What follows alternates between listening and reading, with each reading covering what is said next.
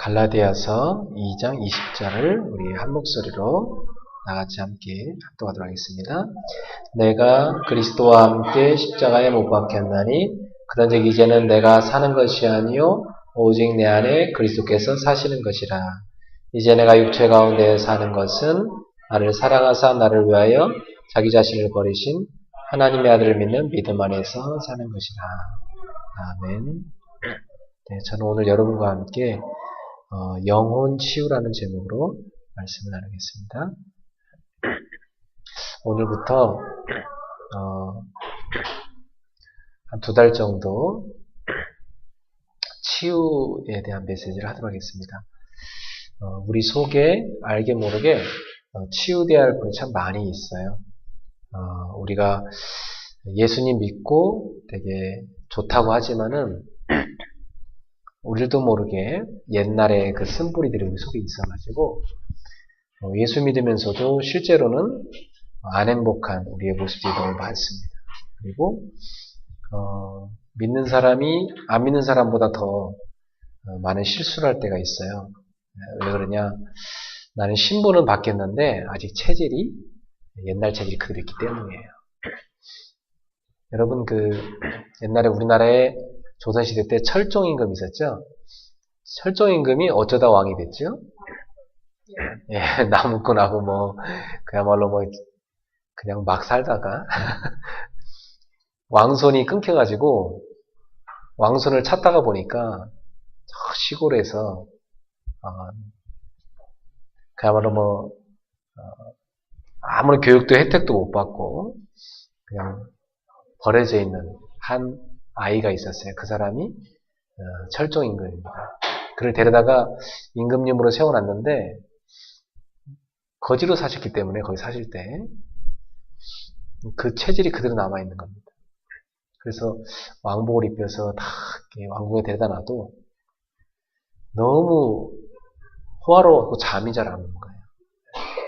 그리고 다 때 되면 밥 갖다 줄 건데 밤에 몰래 부엌에 가서 밥도 훔쳐먹고 막 그러셨어요. 신하한테 부탁하면 다 갖다 줄 텐데.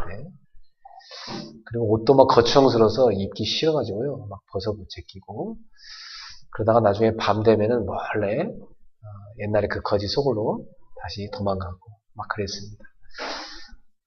여러분 신부는 거지였다가 왕이 됐지만 그 임금님의 그 체질은 여전히 옛날 그 거지로 살던 그런 체질이 몸에 배있기 때문에 왕으로서의 그 삶을 살아야 되는데 너무 안 맞는 거예요. 차라리 그 시골 사는 게 더 행복한 거예요. 이 왕으로 산다는 게 너무너무 힘든 거예요. 그 사이에 끼어있는 문제를 체질이라고 합니다. 여러분도 아침에 일찍 일어나고 싶지만 일찍 안 되는 사람이 있을 거예요. 그게 오랜 동안 여러분 속에 체질이 되어 있는 겁니다. 갑자기 내가 내일부터 일찍 일어날까 결단하고 아무리 일찍 자도 안 일어나집니다. 그 체질이에요. 오래된 체질. 그래서 예수 믿고 나서 그 체질이 바로 바뀌는 게 아닙니다. 예수님 믿긴 믿는데 내 삶은 너무너무 안 바뀌는 거예요. 여전히 그대로 가는 거예요. 그래서 이 부분을 치유받아야 됩니다. 그럼 어떻게 하면 우리가 치유될 수 있는가? 순서가 있어요. 제일 먼저 내 근본이 치유돼야 됩니다. 그 근본이 바로 영혼이에요. 내 영혼 속에 다 각인된 거 있습니다. 그걸 바꿔줘야 됩니다. 제가 지난주에 습관이라는 책을 읽었어요. 습관. 여러분도 그 책 한번 꼭 읽어보시면 좋아요. 그 책에서 강조하는 게 뭐냐면 습관이란 건 어마어마한 힘을 갖고 있다는 거예요. 우리를 실패시킬 수도 있고 성공시킬 수도 있고 우리를 넘어뜨릴 수 있고 이렇게 세울 수 있고 그 습관이란 자체가 우리의 인생 모든 걸 다 움직일 수 있다는 거예요. 근데 중요한 것은 그 사람이 강조하는 게 의식으로 아무리 바꾸려고 해도 안 바뀐다는 거예요. 왜냐하면 무의식 세계 속에 들어가 있는 게 있기 때문에 그 무의식 세계 속에 들어가 있는 걸 바꾸지 않으면 이 의식의 삶은 아무리 내가 의식을 해도 안 바뀐다는 거예요. 결국 자기 속에 들어가 있는 무의식에 따라서 사람은 움직여진다는 거죠. 근데 저는 한 가지 더 강조하고 싶은 것이 그 무의식 세계를 넘어서 더 깊은 곳에 뭐가 있냐면 영혼이 있어요. 인간은 영적 존재이기 때문에. 그래서 영혼에 문제가 와버리면 사실 아무리 발버둥 쳐도 안 바뀝니다. 그래서 저는 오늘 여러분과 함께 제일 첫 번째 주제는 영혼 치유로 잡았고요. 그 다음 주에는 마음 치유. 그리고 그 다음 주에는 환경 치유. 우리의 주변의 환경들. 그리고 그 다음 주에는 우리의 정신세계 치유. 그리고 가정 치유. 또 여러분의 삶의 육신의 치유. 이런 부분들을 쭉 메시지 나누고 싶습니다. 그러면서 습관 치유와 나아가서 우리의 신앙 치유까지. 신앙이 굉장히 알게 모르게 병들어 있거든요. 신앙이. 그래서 신앙생활을 어디서 누구한테 배웠느냐. 이 하나의 칼라거든요. 저는 새신자가 오면 새신자에게 새신자 공부 시키는 걸 제일 중요하게 여겨요.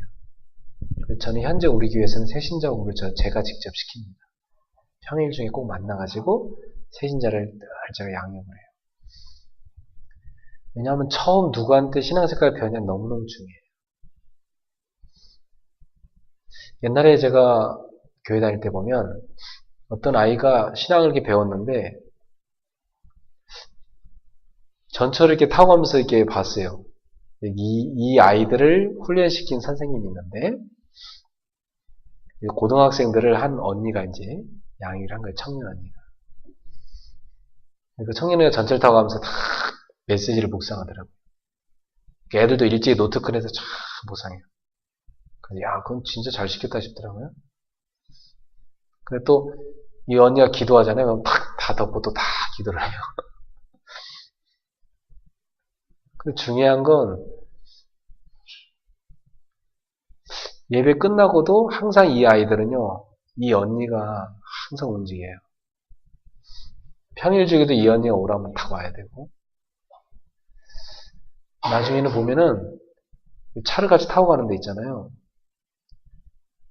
옆에 사람하고 대화는 아예 한마디도 안 하고요. 그냥 노트 꺼내서 자기 메시지만 이렇게 보고 있어요. 굉장히 믿음이 좋은 것 같은데, 근데 문제는 이렇게 하나님하고는 이렇게 뭐 되는지 모르겠지만 옆에 사람하고 소통이 안 되는 거예요. 근데 그 언니가 가르친 아이들이 다 그래요. 똑같아요. 하나같이 사람들하고는 전혀 대화도 안 하고 소통을 안 해요. 교회 안에서 교제가 필요한데 서로 신앙의 나눔이 안 돼요. 근데 그 언니 말만 따라요. 그 언니가 거의 전도사님보다 목사님보다 더 높아요. 이 아이들은 오직 그 언니한테 절대 걱정해요. 근데 그 언니가 가진 신앙 색깔이 교회 안에서 아무랑도 인과관계가 안 돼요. 근데 애들도 똑같은 애들이 되더라고요. 그래서 애들이 교회에 적응을 못해요. 다 대인관계 안 돼가지고. 근데 그런 아이들이 이제 나중에 사회가 생활하는데 사회생활도 안 돼요. 그래갖고 막 메시지는 많이 이렇게 막 그 언니가 해주는 거 들어요. 근데 그 메시지를 가지고 자기를 적용하고 치유하는 데 쓰는 것이 아니라 막 남을 정죄하는 데 써요. 목사님 뭐가 문제고 전도사님 뭐가 문제고 다른 선생님은 누구가 문제고 이렇게. 그래갖고 아주 이상한 신앙 색깔이 된 걸 봤어요. 언젠가 제가 보니까 그 언니분도 굉장히 방황하시는 걸 제가 봤고요. 이 교회 저기 돌아다니면서 방황받고 그 밑에 있는 아이들도 똑같이 방황하는 걸 봤습니다. 어떤 아이는 어떤 그 아줌마들이 모인지 제가 가봤는데요. 한 아주머니가 굉장히 신비주의를 열심히 하시는 아줌마였어요.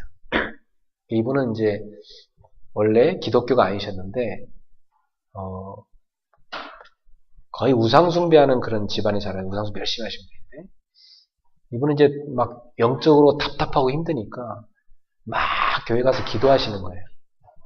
기도 막 하다가 뭔가 이렇게 체험을 했어요. 뭐 눈에 뭐가 보이고 막 귀에 뭐가 들리고 막 체험한 거죠.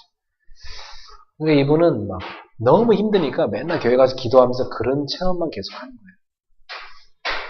나중에 봤더니 이분하고 기도하는 사람들이 다 똑같이 그런 색깔로 바뀌어버리는 거예요. 똑같이 다 모여서 맨날 뭐 음성 듣고 뭐 보고 뭐 이런 식으로 가는 거죠. 그러다 보니까 이분들의 또 특징이 있는데 자기들끼리는 잘 모여대요.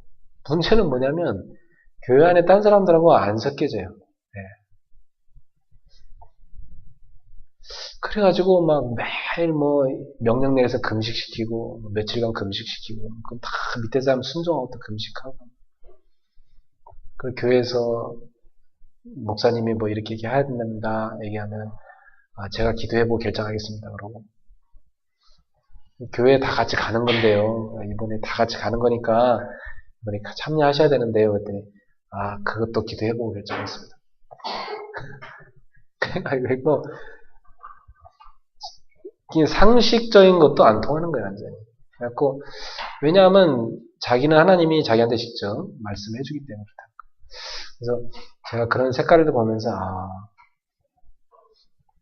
이 신앙 색깔을 처음에 어떻게 배우느냐, 이거 굉장히 중요하다. 그래서 우리는 괜히 성경적이고 바른 신앙 색깔을 배워야 됩니다.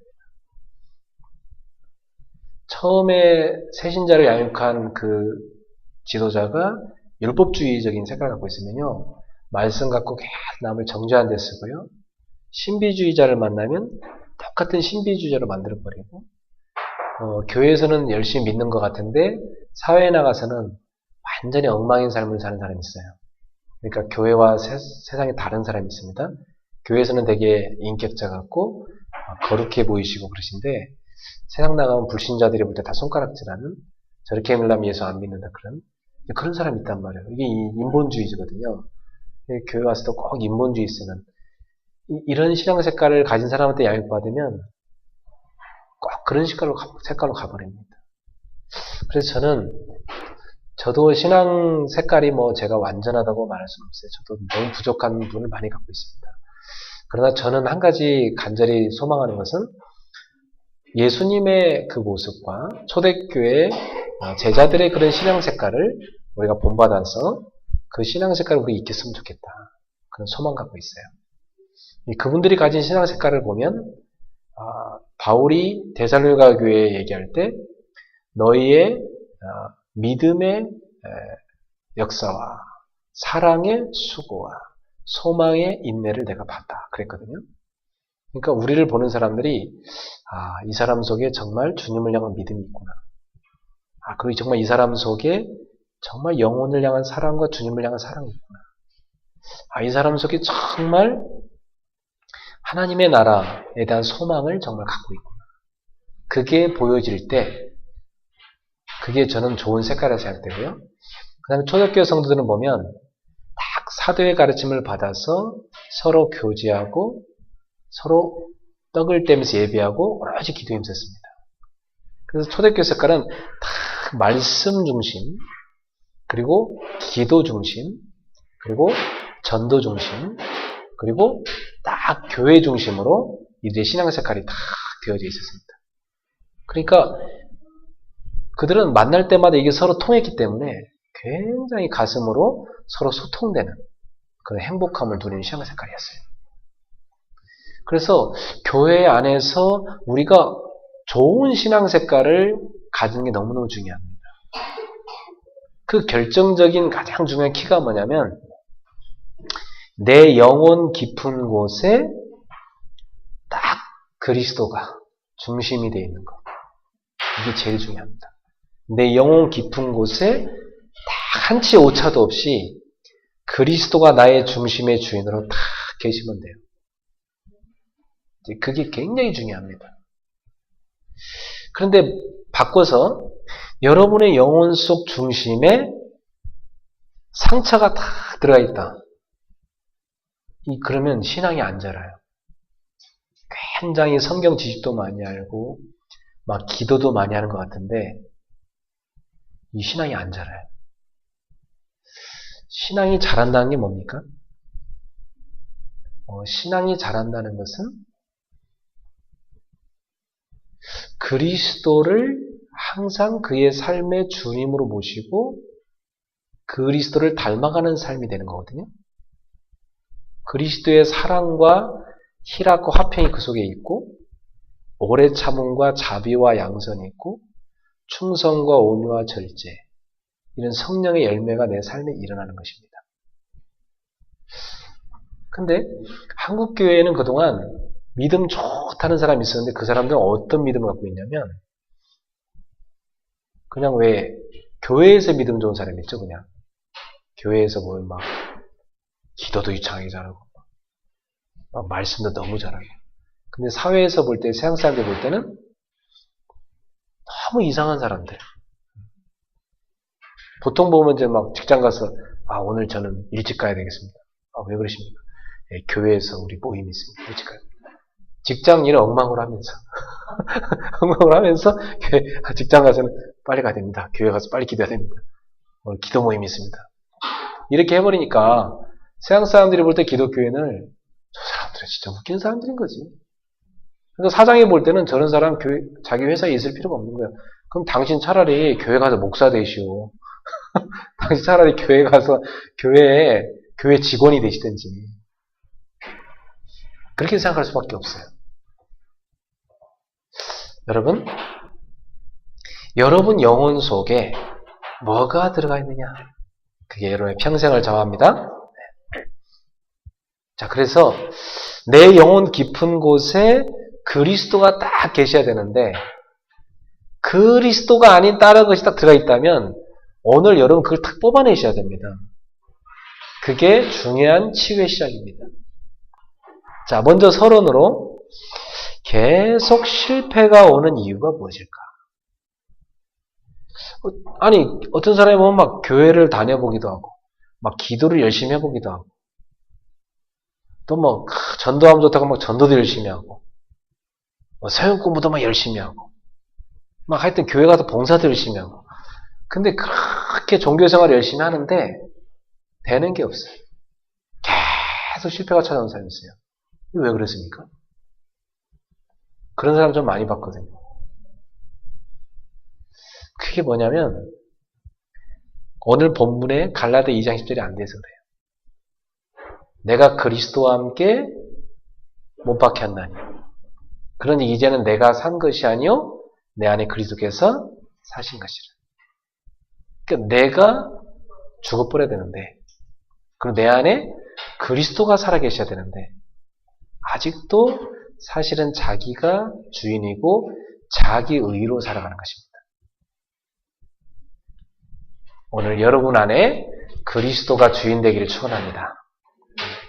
혹시 다른 거에 올라가 있다면 내려놓으세요. 그게 신앙생활입니다. 그러면 굉장한 자유를 얻어요. 어떤 것에도 매이지 않아요. 이 마음속에 막 거리낀다. 그게 그리스도가 주인이 아니어서 그래요. 그렇잖아요. 막 못 참겠다. 다른 게 주인이서 그래요. 내가 주인 돼서 그래요. 그 내 수준이거든요. 막 화가 난다. 그거 그리스도가 아니잖아요.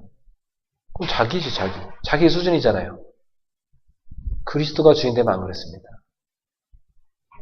그 나를 십자가에 못 박는 겁니다. 그게 뭐라고 하냐면 따라서 합시다. 완전 그리스도. 나는 막 완전 그리스도다. 이렇게 됩니다. 나는 완전 그리스도지 나는 없다. 그리스도가 내 주로 그분이 나의 삶을 주관하시고 나는 그분 앞에 완전히 엎드린다. 그러면요. 사실은 내가 뭐 때문에 화났다, 상처받았다, 뭐 삐졌다, 뭐 갈등한다, 뭐 시험 들었다, 뭐 문제 이런 거 하나도 없습니다. 그건 내가 아직 안 죽어서 그래요. 여러분 십자가에 이렇게 딱 못을 박았는데 안 죽으니까 뭐 아프고 힘든 거예요. 죽어버리면 안 아픕니다.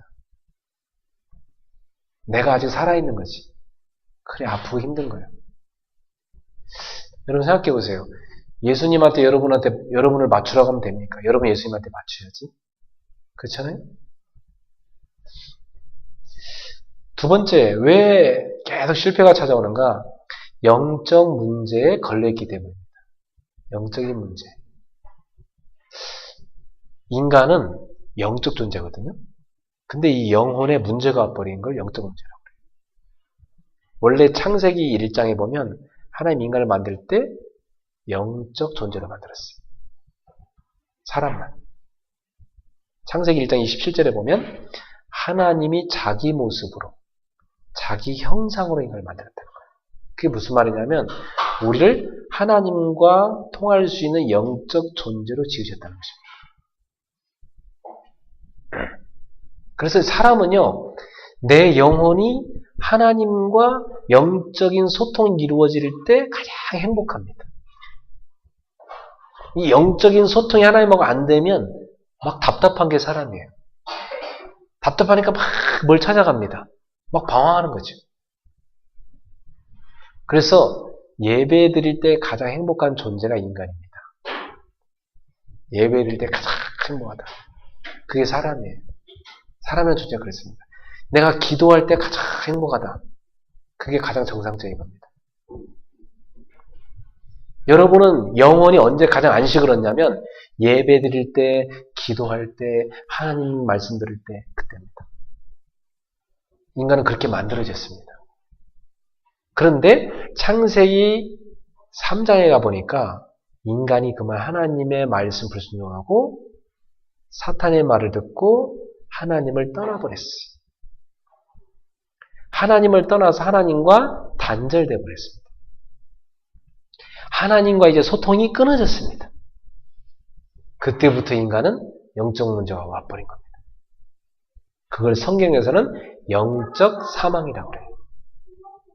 그러니까 하나님과의 이 관계가 끊어져 버리니까 인간은 그때부터 하나님을 떠나서 영적 고아가 돼갖고 영적으로 사단에게 속박을 당하고 영적으로 사단의 손아귀에서 눌리게 됐습니다. 그러니까 막 눌리고 힘드니까 사람들은 뭐하죠? 막 답답하고 두렵고 힘드니까 뭘 만들어 막 비는 겁니다. 그게 우상입니다. 답답하고 힘드니까 막 뭘 붙잡습니다. 돈이라도 잡아야 될 것 같아요. 아니면 막 사람이라도 잡아야 될 거. 이게 우상입니다. 그래서 세상의 사람들 가만히 보세요. 하나님은 놓치고 돈, 명예, 인기, 또 사람, 또 어떤 우상 붙잡고 있습니다. 그게 다 성경은 하나님의 자리에 다른 걸 올리는 우상이라고 말하는 겁니다. 그러면 하나님의 자리에 하나님이 계셔야 인간이 가장 영적으로 안정된 상태인데 하나님의 영이 떠나버리니까 그 속에 다른 게 들어가기 시작한 겁니다. 사람이 하나님을 안 섬기고 우상을 섬기니까 그때부터 그 사람 배후에 악의 영들이 그 사람을 다 장악한 겁니다. 그때부터 사람들은 자기 우상의 노예가 돼가지고 그때부터 막 정신적인 문제가 찾아오기 시작합니다. 정신적인 문제가 막 찾아오는데요. 가장 먼저 인간에게 뭐가 옵니까? 막 불안함이 막 찾아와요. 막 불안함, 그리고 막 걱정, 염려 이런 게 찾아오죠. 근데 여러분, 보통 사람들은 이 상처를 다 갖고 있습니다. 누구나 다. 옛날에 보니까 미스 코리아 선발대회 때 나온 그 선발대 뽑힌 미스 코리아가 이렇게 인터뷰를 하는데 그 사람이 보더라고요. 당신은 몸에 어디가 이렇게 부정한 거 같냐 했더니 그 미스 코리아 애가 자기는 새끼 발가락이 좀 이렇게 신발에 이렇게 좀 치여가지고 약간 찌그러져서 못생겼대요. 그래서 그것이 굉장히 자기는 핸디캡이라고 하더라고요. 그러니까 미스 코리아 그렇게 다 잘 빠진 그 아가씨도 새끼 발가락 하나 그것 때문에 항상 마음속에 핸디캡을 갖고 있어요. 그러니까 사람은 그와 같이 다 연약한 존재입니다. 그런데 작은 어린아이부터 해서 큰 노인까지요. 인간은 다 하나같이 뭘 갖고 있냐면 상처란 걸 갖고 있어요. 근데 그 상처란 거 있는데 거기에 매여버리면 안 됩니다. 근데 대다수의 청년들이 상처와 결핍에 딱 있어요. 어릴 때 부모한테 칭찬을 많이 못 받고 자란 아이들 같은 경우는요. 굉장히 자존감이 낮습니다. 그래서 조금만 이렇게 나무라면요. 확 의기소침해지고요. 또 뭐라고 거기다가 또 나무라잖아요. 그러면 막 심지어 막 반항까지 합니다. 특히 또 어릴 때 아버지한테 늘 얻어맞고 자란 그 아이들 같은 경우는 속에 뭐가 가득하냐면 반발심과 반항심이 가득해. 특히 그런 아이들은 어른들과 잘 부딪힙니다. 어디 회사 가면요 사장님하고 부딪히고, 학교 가면 선생님하고 부딪히고, 교회 가면 목사님하고 부딪히고, 어디 가면 꼭 어른들하고 부딪혀요. 그게 이제 이 속에 어릴 때 들어가 있는 그 반발심의 상태된 건데, 이렇게 사람들은 어릴 때 들어간 그 결핍 때문에 막 지금 현재 정신적인 고통을 막 시달리고 있는 것입니다. 이렇게 해가지고 막 심각한 열등감, 요게 더 깊어지면 막 교만함, 그리고 자기중심적으로 막 집착하고 염려하고 시기하고 이런 문제를 막 찾아오는 겁니다. 이게 하나같이 다 뭐죠? 영적 문제에 걸려 있는 겁니다. 그럼 이게 계속되면 어떻게 됩니까? 육신 문제 와요. 이게 사랑관계의 문제, 또 이것이 건강의 문제, 또 이것이 가정에서 문제가 또 터지고 나중에는 자기 삶의 경제 문제까지, 자기 사회생활의 문제까지 다 와버립니다. 이렇게 해서 인생은 점점 자기 속에 원래 들어간 영적 문제 때문에 실패의 나락으로 쭉 떨어져 갑니다. 그러다가 어느 날 덜커덩 문제가 오는데 완전히 실패로 확 빠져버려요. 그러면 이 실패를 통해서 인생은 결국 낙심하고 좌절해서 죽음 앞에 서게 됩니다. 그리고 아무것도 남기지 않은 채 결국은 상처만 남기고 지옥으로 가버린 겁니다. 거기서 끝나는 게 아닙니다. 이 모든 자신의 문제를 누구한테 남기죠?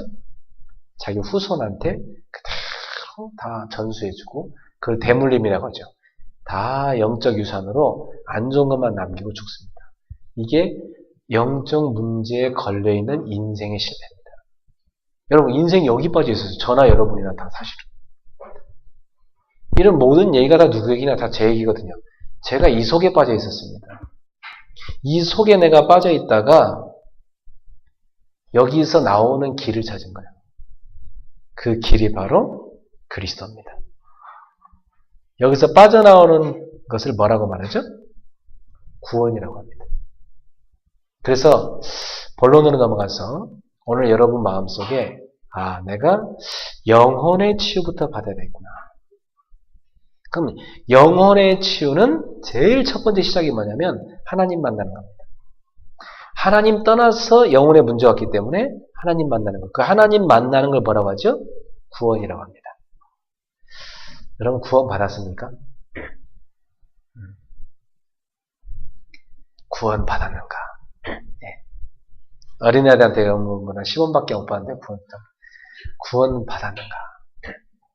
구원이 뭘까요? 구원이는 뭐 어린애들한테는 구원 10원 이렇게 이해할 수도 있고 사람마다 다양합니다. 구원이란 게 뭘까? 네. 구원이란 것은 하나님을 떠났던 인생이 하나님을 만나는 걸 구원이라 합니다. 그러면 하나님을 만나려면 구원의 길을 찾아야 됩니다. 길. 그 길이 뭐죠? 사도행전 4장 12절에 보니까 다른 이로서는 구원 얻을 수 없나니 천하 사람 중에 구원 얻을 만한 다른 이름을 주신 적이 없느니라. 다른 이름을 준 적이 없다. 오직 구원의 길을 한 이름을 줬다는 겁니다. 요한복음 3장 16절에 보니까 하나님이 세상을 이처럼 사랑하사 독생자를 주셨으니 이는 그를 믿는 자마다 멸망하지 않고 영생을 얻게 하려 하십니다. 하나님이 인간을 얼마나 사랑하시냐면 자기 아들 독생자를 십자가에 내어줬다는 거죠. 그분이 누구예요? 그리스도. 그러니까 성경은 얘기합니다. 단호하게 구원의 길은 하나다. 그리스도다. 그래서 요한복음 20장 30절부터 31절에 보면 요한이 뭐라고 합니까? 이 성경을 기록한 목적이 뭐냐? 너희가 예수가 하나님의 아들 그리스도임을 알게 하려 함이요. 또 그를 믿어 생명을 얻게 하려 함이라. 여러분 왜 예수 믿습니까? 그를 믿어 생명 얻으려. 그 생명 얻어 뭐 하려고요? 이 땅에서 그 생명의 능력을 누리시고 이 땅을 떠나는 날 영원한 하나님 나라 가는 겁니다. 그게 신앙생활입니다. 사람들은 신앙생활 자꾸 착각하더라고요. 뭐 신앙생활 하면 막 착한 일 많이 하러 가는 건 줄 알아요? 여러분, 신앙인들이 착하게 살아야 되죠. 근데 착하게 사는 게 목적은 아니에요. 네. 자, 그렇다면 그리스도로 오신 분이 도대체 누구냐? 그리스도가 하나님만의 길이라면 성경 전체는 그 그리스도를 얘기하고 있어요. 그래서 구약 성경을 뭐라고 하죠? 옛날 약속. 신약 성경은요, 새 약속. 그게 구약 신약이에요. 그러니까 구약의 옛날 약속은 무슨 얘기죠? 구약의 39권이 하는 얘기가 한마디입니다. 그리스도를 보내겠다, 그 얘기입니다. 그리스도는 다른 말로 뭐죠? 메시아를 보내겠다, 그 말입니다. 메시아는 히브리어고 그리스도는 히라보예요. 같은 뜻이에요. 그리스도를 보낼 것이다, 이게 구약 성경이에요. 신약 성경은요, 보내겠다가 약속한 그리스도가 오셨다, 그게 신약 성경입니다. 그렇다면 구약성이 예언한 쭉 전체가 다 예언인데 그 중에 핵심적인 복음의 핵심 구절이 있어요. 성경에 제일 첫 번째 나온 복음을 원시복음이라고 해요. 원시복음이 뭡니까? 창세기 3장 15절. 인간이 타락하자마자 인간이 그 멸망에서 빠져나오는 길이 있다, 성경은 얘기합니다. 그게 창세기 3장 15절이에요. 여자의 후손이 와서 뱀의 머리를 부서뜨릴 것이다. 여자의 후손.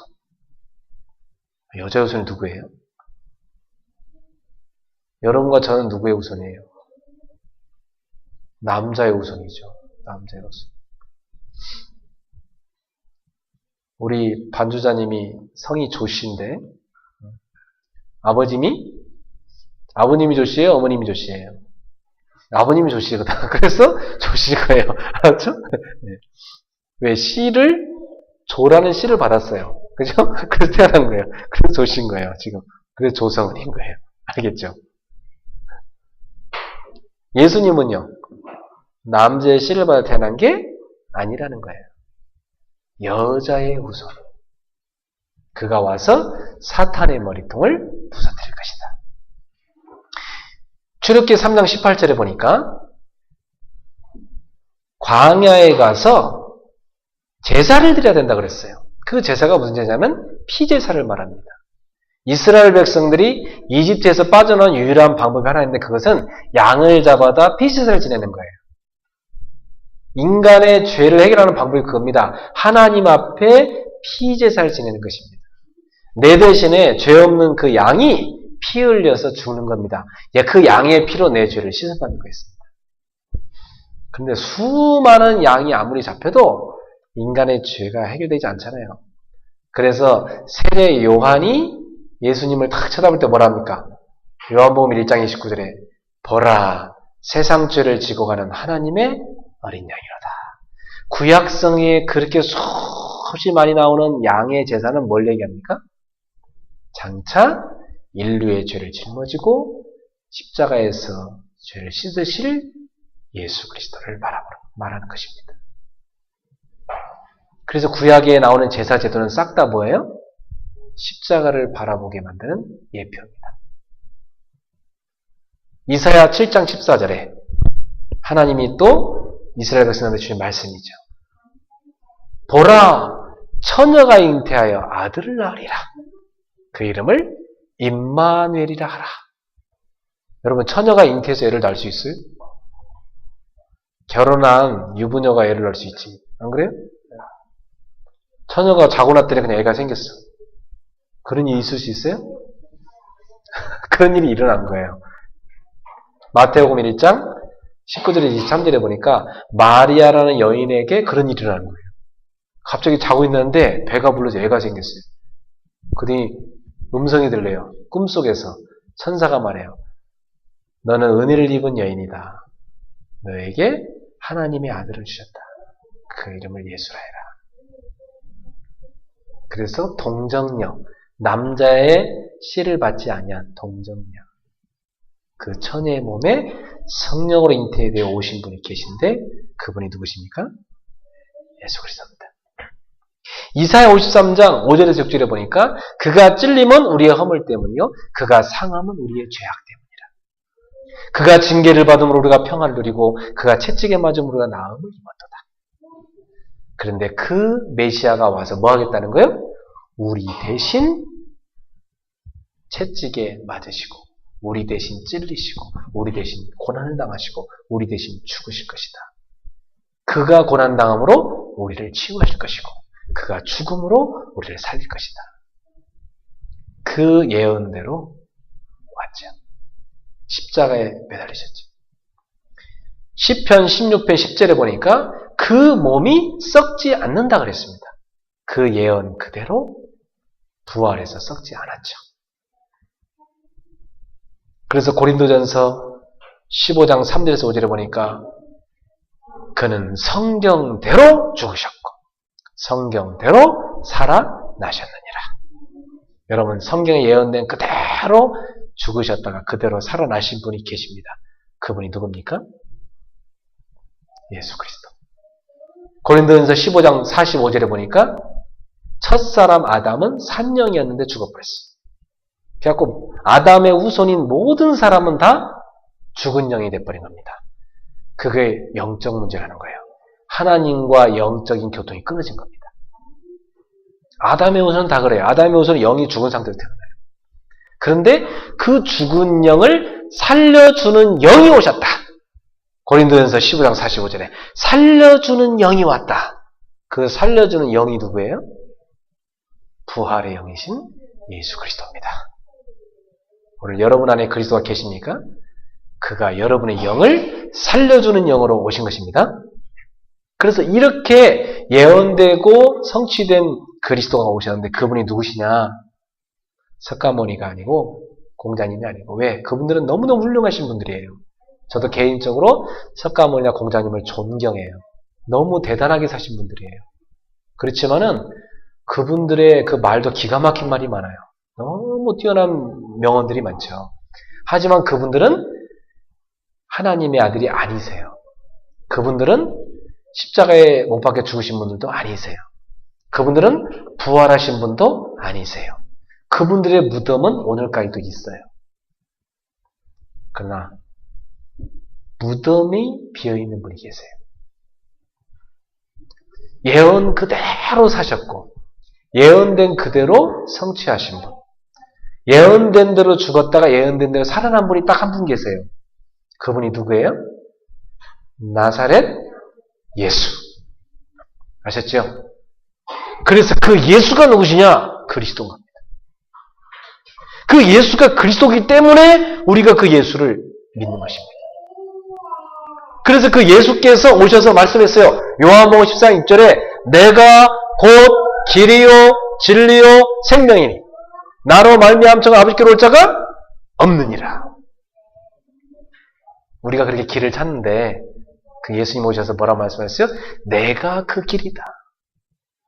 나 외에는 없다. 그 예수님 말씀하셨어요. 그럼 왜 그분 외에는 없습니까? 우리 인간의 힘으로는 우리 죄를 해결할 수가 없습니다. 근데 마가복음 10장 45절에 보니까 인자가 온 것은 섬김을 받으려 함이 아니라 도리어 섬기려 하고 자기 목숨을 많은 사람의 대속물로 주려 합니다.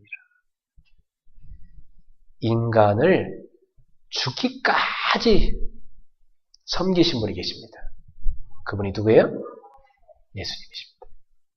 그분이 우리의 죄를 없애주기 위해서 십자가에 대신 죽으셨어요.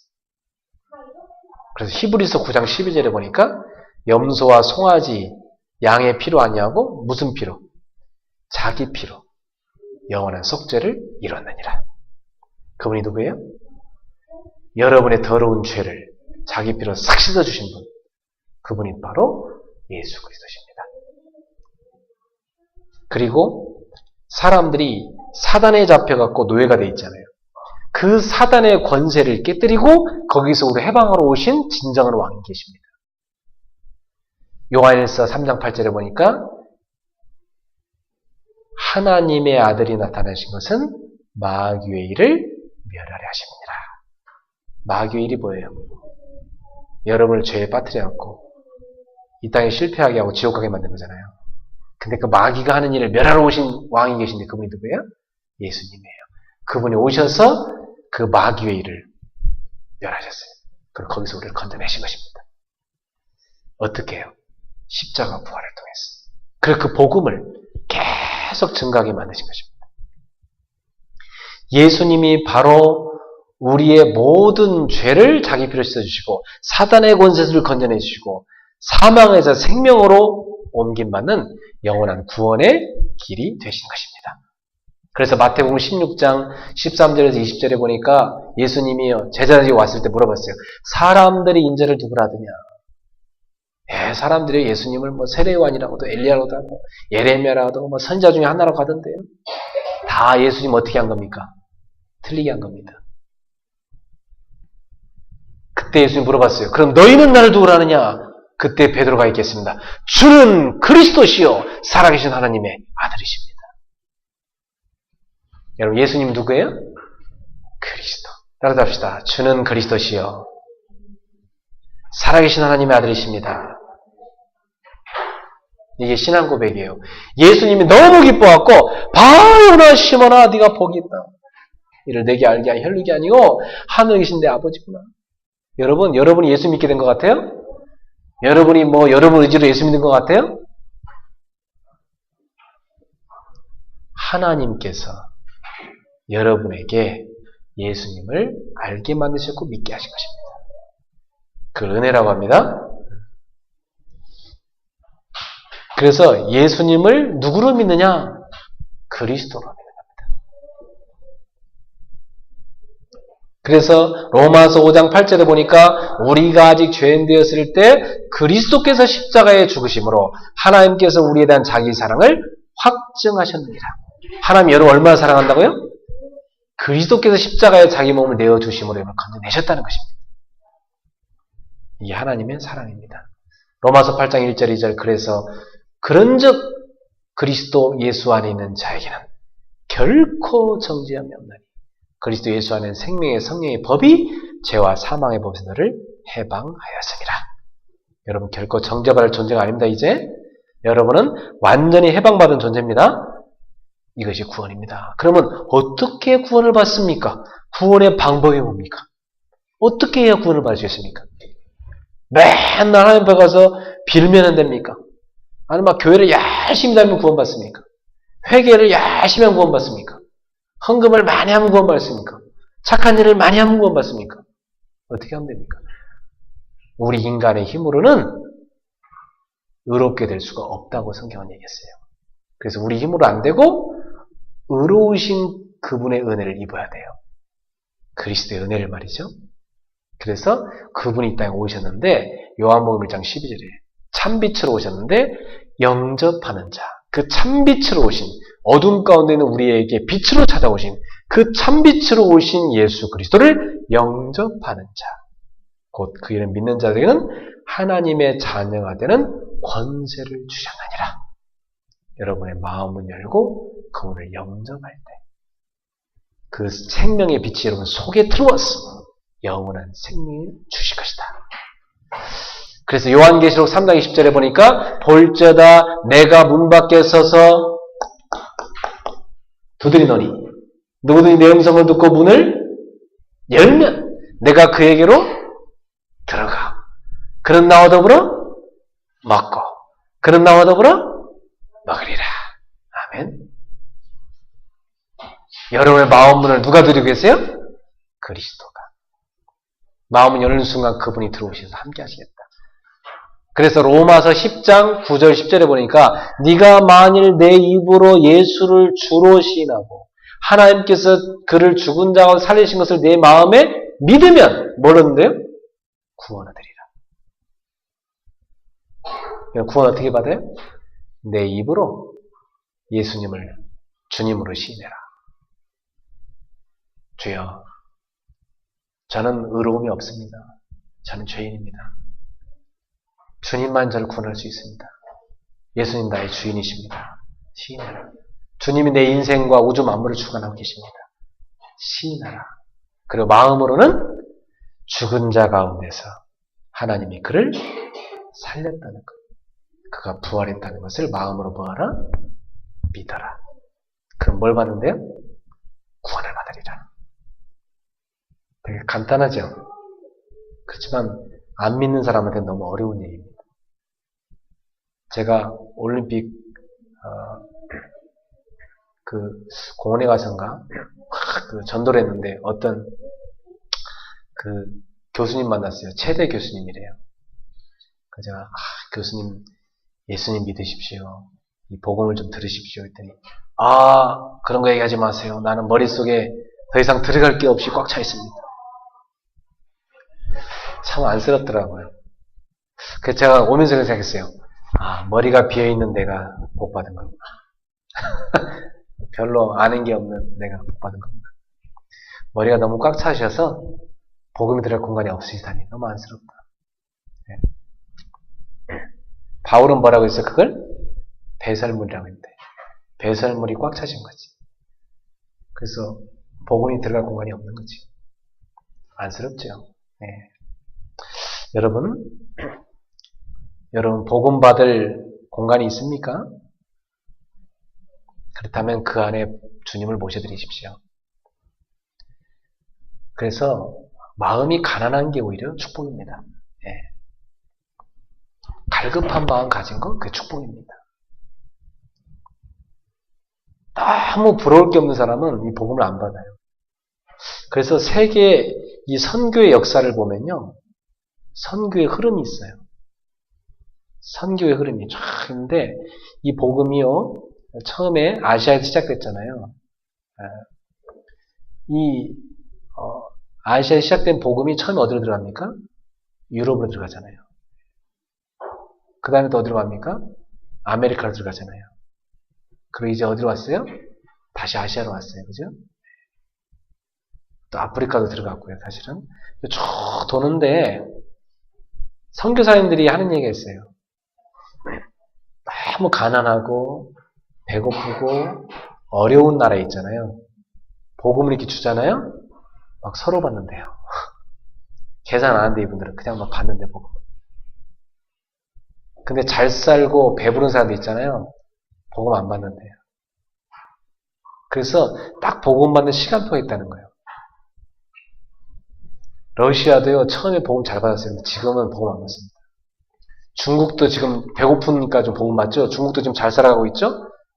어느 날 완전 잘 사니까 복음 안 받습니다. 우리나라 사람들이요. 처음에 왔을 때 얼마나 복음 많이 받는지 몰라요. 요즘 복음 잘 안 받습니다. 배불렀어요. 이 복음의 선교의 흐름이 있습니다. 그래서 예수님이 뭐라고 하는지 아세요? 심령이 가난한 자 복이 있고 가난한 자 복이 있다 그랬어요. 구원의 방법, 그리스도를 믿고 내가 그분을 시인하고 영접하면 된다. 그러면 이 예수님을 내 마음에 모셔드리면 어떤 일이 일어나죠? 어마어마한 축복이 찾아옵니다. 요한복음 14장 16절 17절에 보니까 여러분 속에 성령이 들어오신다 그랬어요. 그분이 언제까지냐면 영원히 함께 계신다. 이게 구원받은 자 오는 첫 번째 축복입니다. 하나님의 영인 성령이 내 안에 다 들어오셔서 함께 하십니다. 내가 뭐가 되는 거죠? 성전이 되는 겁니다. 두 번째 어떤 축복이 찾아오냐? 그 성령이 내 안에 들어오셔서 주무시는 게 아니고 요한복음 14장 26절에 보니까 그가 너에게 모든 것을 가르쳐 줄 것이다. 성령님이 나를 가르치면서 인도하십니다. 세 번째 축복. 구원받은 자는요, 이제 요한복음 16장 24절에 지금까지 너희가 내 이름으로 아무것도 구하지 않았어. 구하라. 그래야 받으리 너희 기쁨이 충만하리라. 예수님의 이름으로 기도할 수 있습니다. 기도 응답받을 수 있습니다. 이런 축복이 우리한테 찾아옵니다. 네 번째, 어떤 축복이 찾아오냐? 히브리서 1장 14절에 하나님이여 천사를 만드니 천사를 왜 만들었다고 했어요? 구원받을 후사인 우리를 섬기라고 만들었다고 했어요. 하나님이 천사를 보내서 우리를 다 보호하십니다. 여러분 가는 발걸음에 앞서 천사를 보내서 여러분 지키십니다. 길을 여십니다. 다섯 번째, 여러분이요 가는 곳마다 예수님의 이름의 권세를 사용해서 악한 영들을 물리칠 수 있습니다. 누가복음 10장 19절에 내가 너희에게 뱀과 정갈을 밟으며 원수의 모든 능력을 제할 권능을 주었노니 너희를 해할 자가 결단코 없으리라. 마가복음 16장 17절에 저희가 내 이름으로 귀신을 쫓아낼 것이다. 예수님의 이름으로 여러분의 악한 영들을 꺾을 수 있습니다. 할렐루야. 여섯 번째, 마태복음 28장 18절 20절 그러니까 너희는 가서 모든 민족으로 제자를 삼아라. 세계복음화, 제자 삼아 세계복음화는 축복이 와 있습니다. 그리고 빌립보서 3장 20절에 이 사명을 다 완수하고 있는 어디 가요? 하나님 나라. 우리의 시민권은 하늘에 있는지라. 여러분, 우리는 천국 백성입니다. 그러므로 이 땅에 살아가는 동안 천국 배경이 우리와 함께합니다.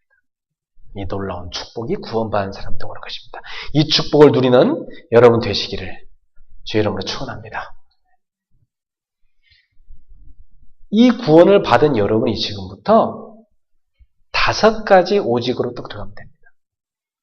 그때 영혼의 치유가 일어납니다. 이제부터 여러 가지 붙잡지 마시고요. 5가지만 딱 붙잡으세요. 뭘 붙잡냐? 첫 번째, 오직 하나님의 말씀 딱 붙잡으세요. 다른 거 붙잡을 거 없습니다. 상처 붙잡지 말고 여러분 미움, 증오, 원망, 불평 이런 거 붙잡지 마세요. 걱정이 없는 다 내버리세요. 그런 거 다 내던지시고 오직 하나님의 말씀 딱 붙잡으세요. 왜냐? 히브리서 3장 12절에 하나님의 말씀은 살았다. 활력이 있어. 좌우의 날선 검보다 예리하여 혼, 영, 관절, 골수를 찔러 쪼개며 너희의 마음의 생각과 뜻을 다 판단한다 그랬습니다. 하나님 말씀을 붙잡은 말씀이 나를 치료하고 나의 영혼을 치료하고 말씀이 나를 강건케 만듭니다. 마태복음 4장 4절에 예수님 말씀하셨어요. 사람이 떡으로만 사는 것이 아니고 여호와의 입으로 나오는 모든 말씀으로 살 것이니라. 로마서 10장 17절에 바울은 얘기합니다. 믿음은 들음에서 나고 들음은 하나님의 말씀으로 말미암느니라. 여러분이 말씀을 먹으실 때, 말씀을 붙잡으실 때 여러분의 믿음이 자랍니다. 여러분 영혼이 치료됩니다. 오늘 여러분 영혼 속에 말씀이 들어가기를 축원합니다. 두 번째, 오직 붙잡을 것. 오직 그리스도. 여러분이 다른 거 붙잡아서는 마귀가 안 무서워합니다. 여러분 마귀는요 굉장히 악한 자고 교묘하고 간교한데요. 인생을 넘어뜨리고 시험에 빠뜨리는데요. 이 마귀가 두려워하는 오직 한 가지가 있습니다. 그게 뭔지 아세요? 마늘입니까? 마귀가 두려워하는 게 십자가입니까? 은탄환입니까? 뭡니까? 마귀가 무서워하는 게. 따라잡시다. 오직 그리스도. 마귀는 그리스도밖에 안 두려워해요. 왜? 그리스도가 마귀 머리통을 박살냈기 때문에. 십자가 부활을 통했어요. 그래서 우리가 오직 그리스도 딱 붙잡잖아요? 그럼 마귀가 확 도망갑니다. 그래서 마태복음 17장 1절에서 8절에 예수님이 제자를 데리고 변화산에 올라갔는데요. 순간에요. 쫙 빛이 비치면서 모세도 나타나고 엘리야도 나타나고 예수님이 쫙 나타난 거예요. 산에서. 환상 중에. 그리고 베드로가요. 너무 황홀해가지고요. 예수님 여기가 좋습니다. 여기서 그냥 삽시다 그랬어요. 근데 막 예수님이요. 빛 가운데 나타나서 빛 가운데만 비치시는데 하늘에서 음성이 들리는데 이는 내 사랑하는 아들이니 너희는 그의 말 들으라. 그래서 두려워서요. 제자를 딱 엎드렸어요. 좀 이따 눈 떠보니까요. 예수님만 보이고 나머지 모세도 사라지고 엘리야도 사라졌다고 그래요. 오직 예수만 남았더라. 그게 마태복음 17장 8절의 말씀입니다. 오직 예수만 남았더라. 예수만 보이더라. 여러분에게도 오직 예수만 보이길 바랍니다. 거기서 모세와 엘리야는 뭘 상징합니까? 모세는 구약의 모세 율법, 그리고 엘리야는 선지서를 대표합니다. 그러니까 구약 전체를 대표합니다. 이제 구약에 예언됐던 사람들 시대는 끝났고 그 예언의 성취로 오신 그리스도 시대다. 그걸 보여준 겁니다. 여러분 율법으로 구원받는 게 아닙니다. 선지자 붙잡고 막 종교운동한다고 구원받는 게 아닙니다. 그리스도 붙잡고 구원받아야 됩니다. 알겠죠? 오직 예수 붙잡을 때 흑암이 꺾이는 것입니다. 여러분 그래서 마가복음 3장 15절에 예수님 제자를 부르실 때 귀신을 내쫓는 권능을 주었다고 그랬고 우리가 마가복음 16장 11절에 예수님의 이름으로 귀신을 쫓아낼 수 있다고 그랬습니다. 오직 예수. 세 번째, 오직 성령. 붙잡으세요.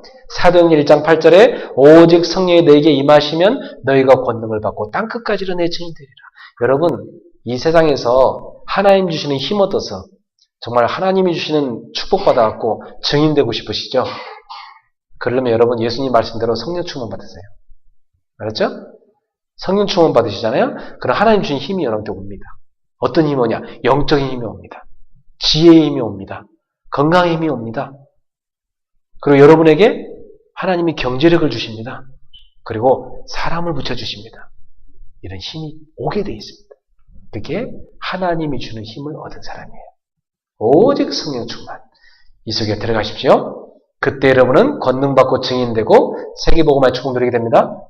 자, 이렇게 오직 하나님 말씀, 오직 그리스도, 오직 성령 충만 이렇게 붙잡고 여러분이 어느 속으로 들어가면 되냐? 오직 기도 속에 들어가면 돼요. 오직 전도 속에 들어가면 돼요. 사도행전 1장 14절에 마가다락방에 모이는 사람들은요, 오로지 기도에 힘썼다 그랬어요. 알았죠? 그때 모든 것이 회복되었습니다. 요한복음 15장 7절에 너희가 내 안에 거하고 내 말이 너희 안에 거하면 무엇이든지 원하는 대로 구하라. 그리하면 이루리라. 말씀 붙잡고 기도하세요. 그리고 뭐예요? 오직 전도. 사도행전 2장에 보니까 모여서 기도하고 있는데요. 하나님이 전도문을 열어버리신 거예요. 오순절날이 이미 이름에. 하나님의 시간표입니다. 하나님의 시간표가 오니까 성령이 각 사람의 충만히 임하시더니 15나라로 전도와 선교의 문이 쫙 열리고요. 그날에 3,000 제자가 일어났습니다. 그리고 교회에서든지 집에서든지 날마다 말씀 운동을 펼쳤습니다. 그게 초대교회였습니다. 5가지 오직으로 들어갈 때 여러분의 영혼의 치료가 일어납니다.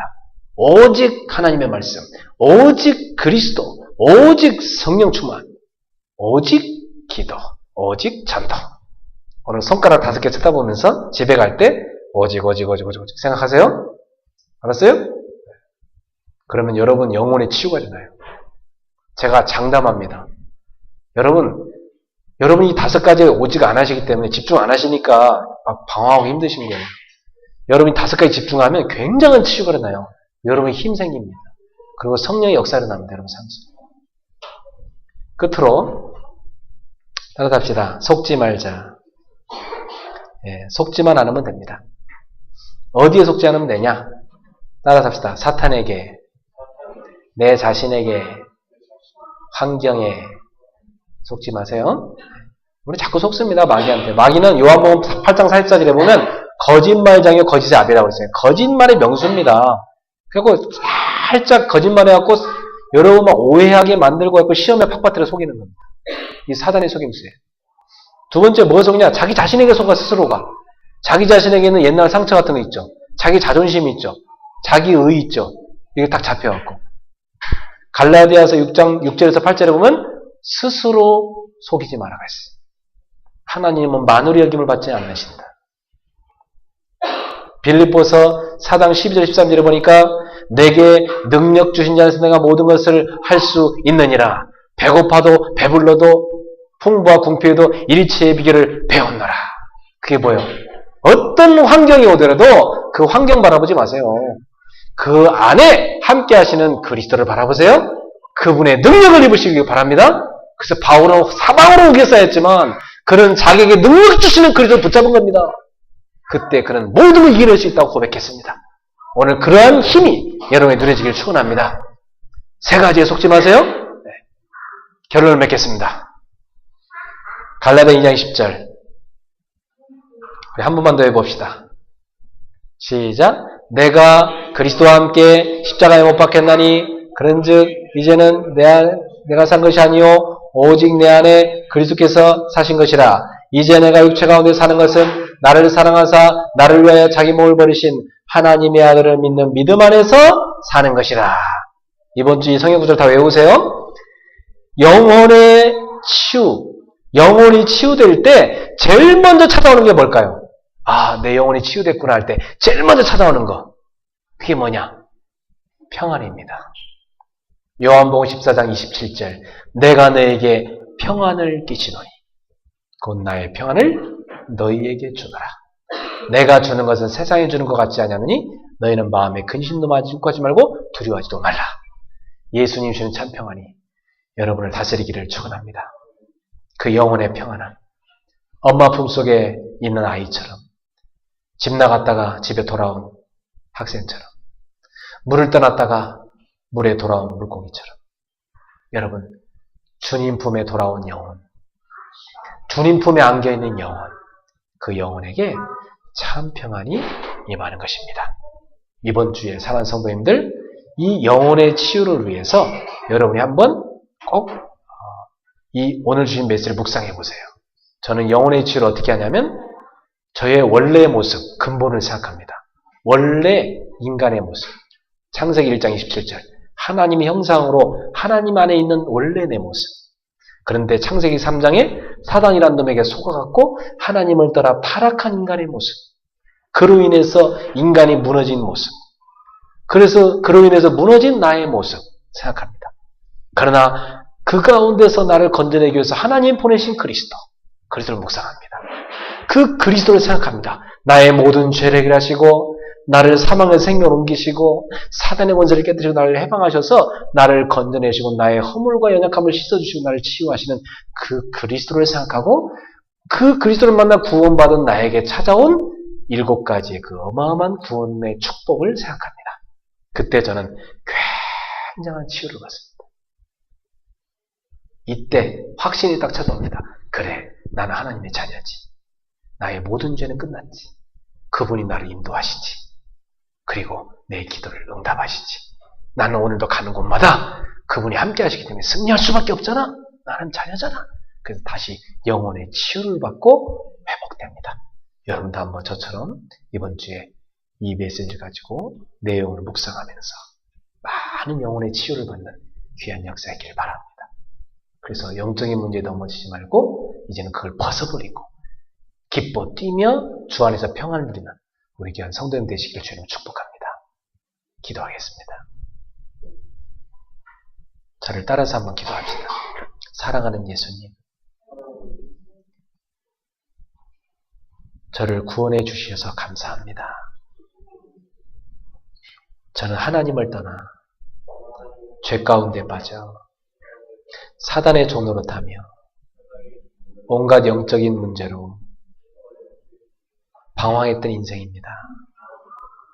인생이 어디서 와서 무엇을 하다가 어디로 가는 것인지 잘 알지도 못했습니다. 그러나 주님이 나를 찾아오셨습니다. 나를 위해 십자가에 죽으셨습니다. 나의 모든 죄를 끝내셨습니다. 나를 위해 부활하셨습니다. 사망 권세를 이기셨습니다. 나를 생명으로 옮기셨습니다. 내 안에 참빛으로 찾아오셨습니다. 지금 이 순간 저의 마음 문을 두드리십니다. 주님 앞에 내 마음을 엽니다. 나의 주, 나의 하나님, 지금 내 마음속에 오시옵소서. 지금 내 마음을 엽니다. 내 마음의 주인의 자리에 내가 내려오고 주님을 모십니다. 주님 내 안에 임하소서. 주님 내 안에 들어오세요. 나의 주인이 되어주세요. 나의 영혼을 치료해 주세요. 이제부터 나는 죽었고 주님이 내 안에 살아계십니다. 나는 더 이상 주장할 것도 없습니다. 나는 더 이상 고집 피울 것도 없습니다. 나는 주님을 의지합니다. 주님 나를 붙들어 주세요. 주님 나를 이끌어 주세요. 내 안에 오신 주님 감사합니다. 영원히 함께 하소서. 내 인생을 인도하소서. 지금까지는 나를 위해 살았지만 이제부터 주님을 위해서 살겠습니다. 예수님의 이름으로 기도합니다. 아멘.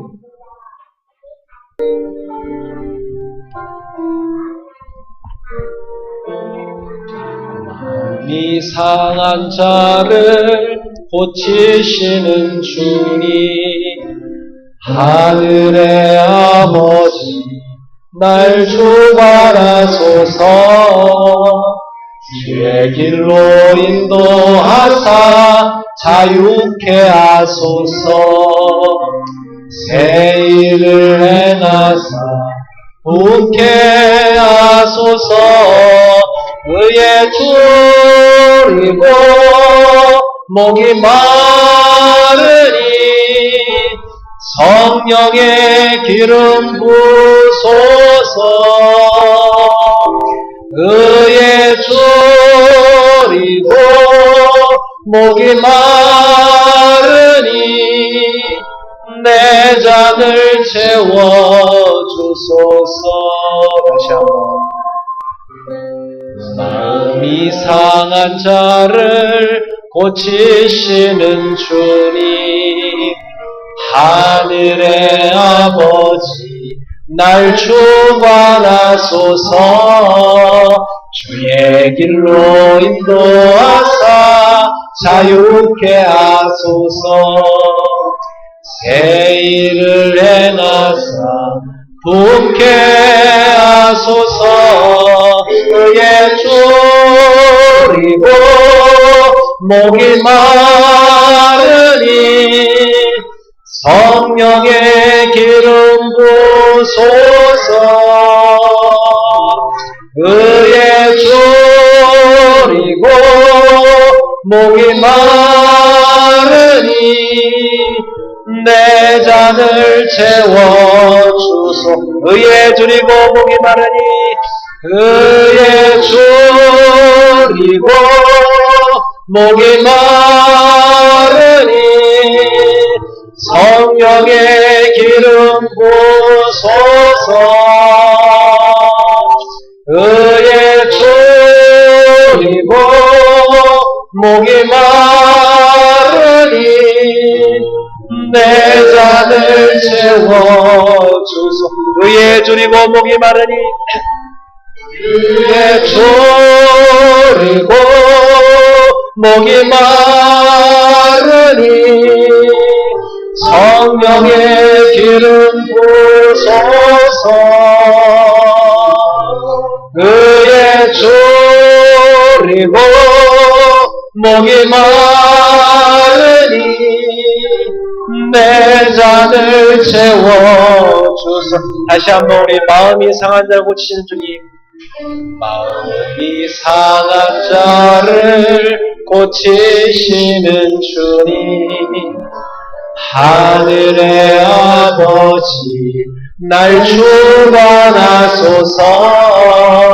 주의 길로 인도하사 자유케 하소서.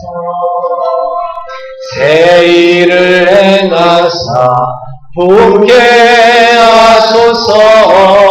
의에 줄이고 목이 마르니 성령의 기름 부소서. 의에 줄이고 목이 마르니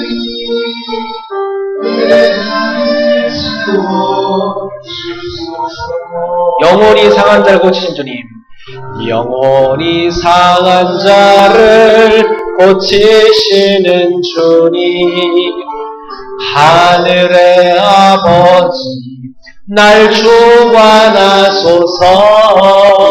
주의 길로 인도하사 자유케 하소서. 새 일을 행하사 부케 하소서. 의에 줄이고 목이 마르니 성령의 기름 부소서. 의에 줄이고 목이 마르니 내 잔을 채워.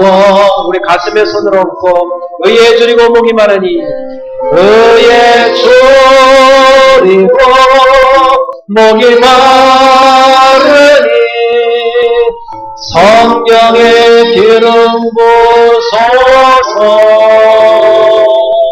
의에 졸이고 목이 마르니 내 잔을 채워주소.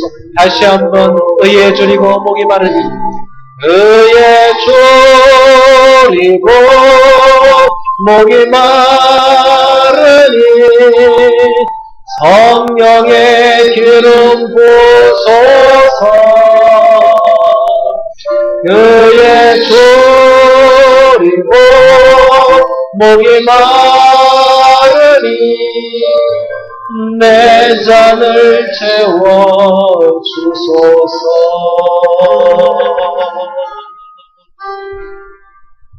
이 시간 한번 우리 기도했으면 좋겠습니다. 오늘 하나님은 우리 영혼을 치유하기 원하십니다.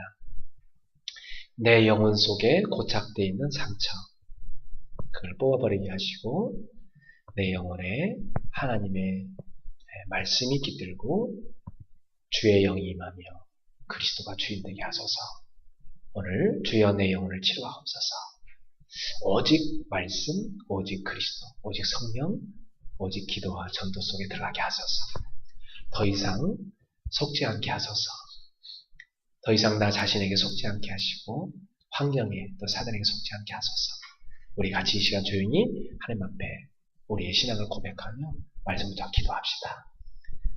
하나님 아버지 감사합니다. 우리 영혼 속에 사단이 뿌려놓은 많은 가라지들, 알게 모르게 들어와서 내 영혼을 자라지 못하도록 붙어있는 상처들, 우리 속에 들어가 있는 열등감과 우리 속에 들어가 있는 교만함과 우리 속에 들어가 있는 모든 불신앙과 우리 속에 들어가 있는 모든 하나님이 싫어하시는 것들 다 버리게 하소서. 주 예수여, 지금 이 시간 우리의 마음속 가운데 주의 성령이 임하소서. 그리스도가 주인 되어 주시옵소서. 오직 하나님의 말씀이 우리 속에 각인되기를 원합니다. 오직 그리스도를 붙잡습니다. 오직 전도 속에 들어가기 원합니다. 오직 기도 속에 들어가기 원합니다. 사랑하는 주님, 우리 영혼을 치료하소서. 더 이상 속지 않게 하소서. 주님, 우리를 속이는 모든 환경, 우리 스스로 속게 만드는 모든 불신앙들, 사단이 속이는 여러 가지 속임수들, 여러 가지 시험의 웅덩이들 우리가 빠지지 않게 하소서. 벗어나게 하소서. 모든 굴레를 벗어버리게 하소서. 오늘 우리가 구원받은 하나님의 자녀임을 확신하고 우리가 용서받은 성도임을 확신하고 우리의 기도 응답됨을 확신하고 오늘도 우리가 성령 인도를 확신하며 우리의 기도를 주님 응답하심을 확신하고 승리를 확신하며 오늘도 승리하는 귀한 출발이 되게 하소서. 갈라디아 2장 10절이 우리의 고백이 되게 하소서. 주 예수여, 우리를 치료해 주시옵소서.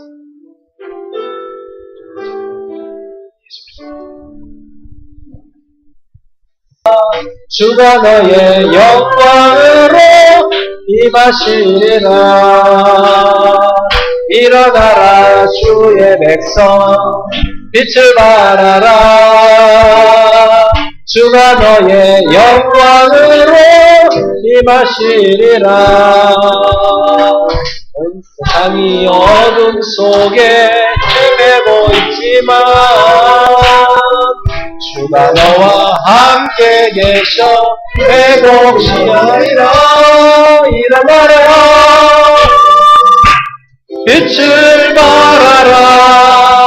백성이 너의 빛을 보고 사방에서 나오네. 일어나라 빛을 발하라. 백성이 자유함을 얻어 기뻐하는 너. 다시 한번 일어나라 빛을 발하라. 나라 주의 백성 빛을 발하라. 주가 너의 영광으로 임하시리라. 일어나라 주의 백성 빛을 발하라. 주가 너의 영광으로 임하시리라.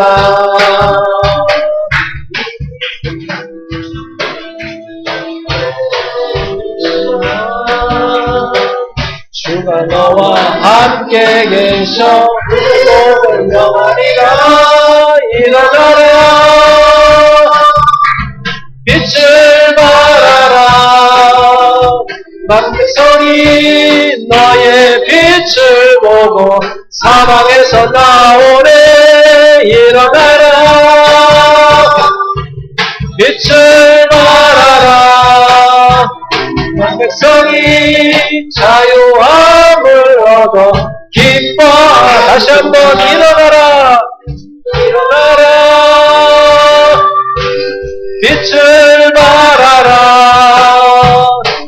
백성이 너의 빛을 보고 사방에서 나오네. 일어나라. 빛을 발하라. 만백성이 자유함을 얻어 기뻐하는도다. 할렐루야. 아멘.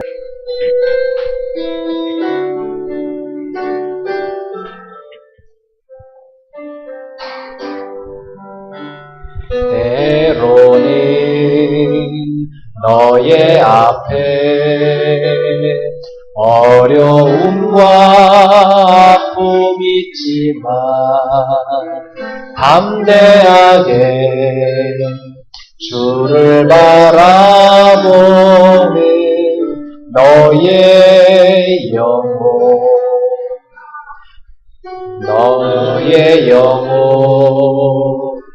우리 볼 때 얼마나 아름다운지 너의 영혼 통해 큰 영광 받으신 하나님을 찬양.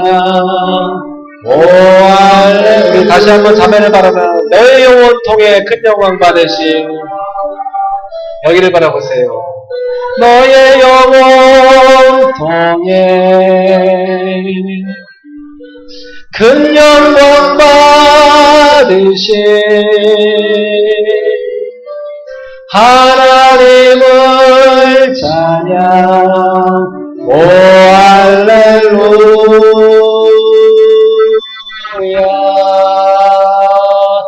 사랑합니다. 네, 우리 사모님 축복합니다. 이 가사처럼 정말 축복된 자매님 인생 되기를 축원합니다. 네. 하나님 아버지, 오늘 주님께 드리는 예물을 주님께 받아주십시오. 이 예물이 하나님 나라 세우는데 그리스도의 제자 세우는데 귀하게 사용해 주세요. 우리 청년들 하나님께서 재능 주셔서 각자의 현장에서 각자의 영역에서 하나님께 최고를 얻는 귀한 하나님 자녀이 되게 해주세요. 오늘 귀한 우리 성도들 영혼을 치유하는 말씀 주셨습니다. 이번 주에 이 말씀을 듣고 우리 영혼의 깊은 곳까지 하나님 만지시고 통치하셔서 치유하시는 경험을 하소서. 우리 인생의 모든 문제 결정 예수께서 하나님의 사랑과 성령님의 교통하시는 마음이 상하여 영혼이 상하여 시험에 빠져있는 형제 자매 마음습니다. 그리고 이 자리에 나와 하나님께 예배드리는 귀한 하나님의 지체들 마음입니다. 우리의 발걸음마다 우리 그레이스 교회 모든 성도들이 만납니다. 지금부터 영원토록 항상 그리스도를 지켜라. 아멘.